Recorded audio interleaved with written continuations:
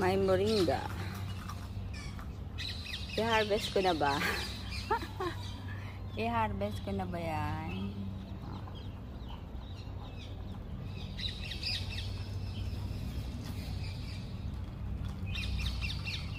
O, diba?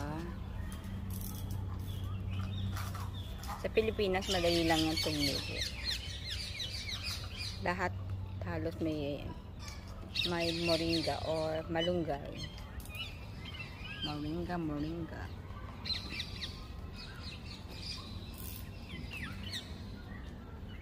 Tingnan ako ng bato kasi may mga mababait na nagtutumba. Oh, di ba? Ang galing, oh.